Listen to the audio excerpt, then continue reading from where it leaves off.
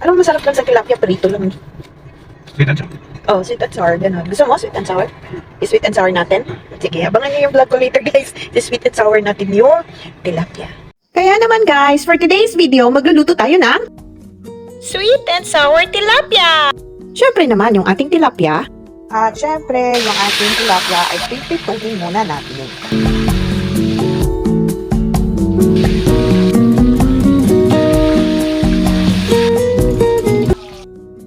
At yung ating mga ibang ingredients na makikita nyo dyan sa video. O bahala na kayo ha. Alam nyo na kung ano yung mga ingredients na yan. Kaya naman guys, umpisahan na natin ang ating pagluto ng ating sweet and sour tilapia. Of course, nandiyan yung ating bawang, sibuyas, luya, at ang ating atsal, at ang iba pang mga ingredients. Paghalu-haluin na natin sila, huwag na nating patagalin. At takam na ako sa sweet and sour na tilapia na yan. Alam mo ba guys, ang masarap sa tilapia, yung ganitong luto at prito at sugba. Kaya naman, 4 na lang yung natira. Kasi kahapon, sinugba namin yung iba.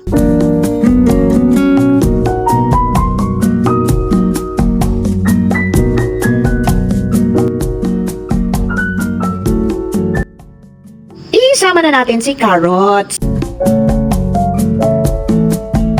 At saka haluin ang haluin.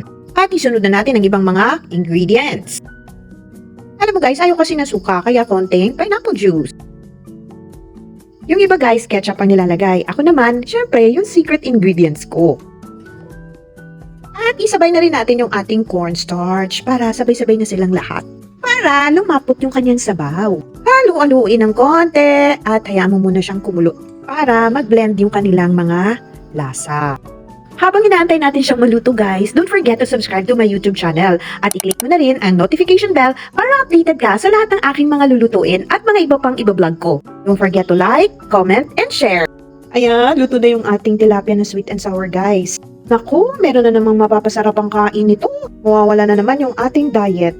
Anyway, pwede naman siya papakin na walang rice. Kaya ihahon na natin guys.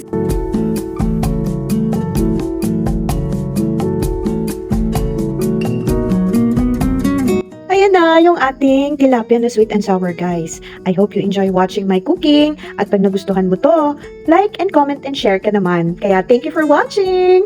Guys, bago ko makalimutan, pag nagustuhan mo video na to, mag-comment ka lang. Dahil sa susunod ko na vlog, syempre, isa-shoutout kita doon. Kaya salamat!